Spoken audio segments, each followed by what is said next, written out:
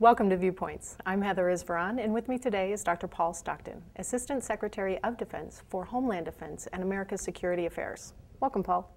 Thanks, Heather.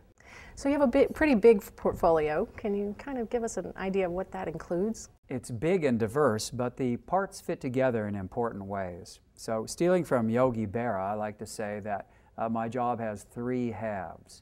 First of all, Homeland Defense, the defense the United States against military threats. Secondly, the opportunity to provide defense support to civil authorities, because when it comes to Mother Nature, the only question is when catastrophes are strike, not whether. And the Department of Defense has important capabilities to bring to bear in support of civil authorities. And then finally, Western Hemisphere security. So in support of Undersecretary of Defense for Policy Michelle Flournoy, I serve the Department of Defense on security policy issues from Canada to Mexico to all the way down to Chile and Argentina to build strong partnerships with those nations in our hemisphere. Well, with your experience here at the Naval Postgraduate School and your interest in international affairs, you also were the director of the Center for Homeland Defense and Security. And in that, you were working with the state and locals. So can you give me an idea of what your priorities are to work with those state and locals? Sure.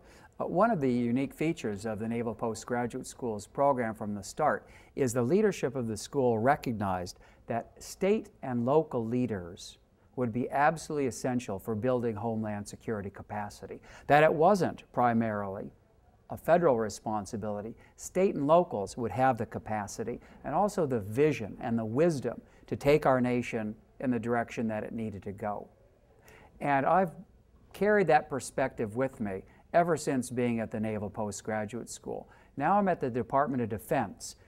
One of the opportunities that we have is to strengthen that partnership between the Department of Defense and states so that if governors request federal assistance, and if some of that assistance is required from the Department of Defense, and the Secretary of Defense approves those requests, we are ready to go to save lives in support of governors and their responsibilities to provide for the public safety of their citizens. You have a new vision for this position in terms of unity of effort. Can you go into that in just a little more detail? Sure. Hurricane Katrina revealed some problems in the way that the federal government, and especially the Department of Defense's Title X forces, federal forces, could be brought to bear in support of civil authorities when catastrophes strike. Now, the Department of Defense has made a lot of progress in improving our understanding of how those federal forces could be brought to bear, but there's important opportunities for further progress. Governors have made it clear to me that they view this as a priority to have better understanding of how federal forces, if they were to come in at the request of the governors, would serve in a way that's responsive to governors' sense of priorities for what it takes to help save lives when catastrophes strike. And I agree with the governors. I don't believe we're where we need to be, and I believe there are additional opportunities for us to build a system that ensures that if federal forces come in at the request of governors to assist those states, that they do so in a way that's responsive to the governor's priorities, because at the end of the day, governors are sovereign in their states. They're the independently elected chief executive of their states, and they're going to have the wisdom, they're going to have the knowledge that needs to be brought to bear as federal forces come in and serve in response to those state priorities.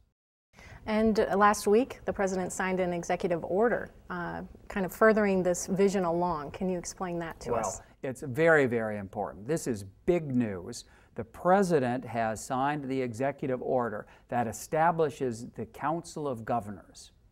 In the 2008 National Defense Authorization Act, Congress required that the Department of Defense establish a Council of Governors so that our department would have a team of governors to reflect state perspectives on issues of defense support to civil authorities, how to bring the National Guard to bear in disasters from a federal perspective.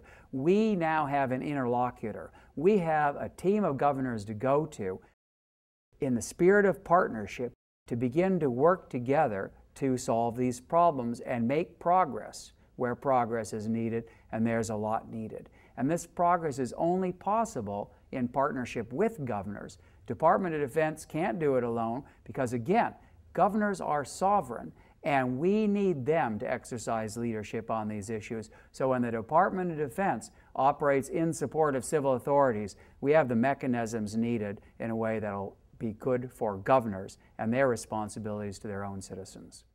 And what would you recommend to the state and local leaders, the ones that you want to partner with to get this vision off the ground? Well, here's what I would recommend. We have an opportunity to make progress today, and we're going to do it in full partnership with the Council of Governors and the governors that they represent. We've been developing some ideas to serve as a basis for a starting point of discussions with the Council of Governors, but the governors are going to bring their own vision to the table. We're going to welcome that.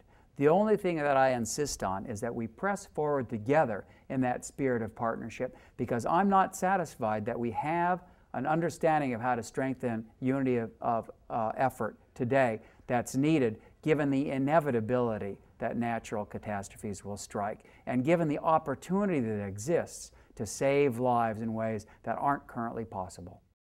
Great. And just a couple more questions regarding your portfolio. So the part of it is the insider threat. Can you give us an idea of the nature of that threat? What are the challenges and how are we addressing them? Well, Fort Hood revealed some opportunities for progress that I take very, very seriously in dealing what we inside the Department of Defense call the insider threat. We're used to having a perimeter around our facilities where we can provide for security against people who aren't inside our own Department of Defense team. We haven't done enough yet to think about what happens to the possibility that inside our fence, people who have been vetted, people who are part of the Department of Defense team, that they might pose a threat to our own people inside our facilities. Fort Hood was a wake-up call. There are opportunities across all the services and across the Department of Defense as a whole to make improvements in intelligence sharing, in understanding what kinds of behavior should be understood to pose the genuine risk that they can, but also, above all, as we move forward, to preserve the Constitution, the Bill of Rights, and do everything that's necessary to ensure that not only are we moving forward to protect security, but we're doing so in a way that's consistent with the Bill of Rights and also consistent with the need of the Department of Defense to function effectively. We're not going to hunker down in a mentality where we're unable to do what we need to do to serve the President's national security priorities. We're going to both strengthen security against the insider effort, but we're also going to be able to make sure that we can execute DoD's critical responsibilities and do so in a way that's consistent with the Bill of Rights and the United States Constitution. Well, it sounds like you're going to be very busy. We appreciate your time today. Thank you very much, because to reach out to your audience where so much leadership is needed by states and localities, it's great to have a chance to communicate this way with them. Great. Thank you so much. Thank you.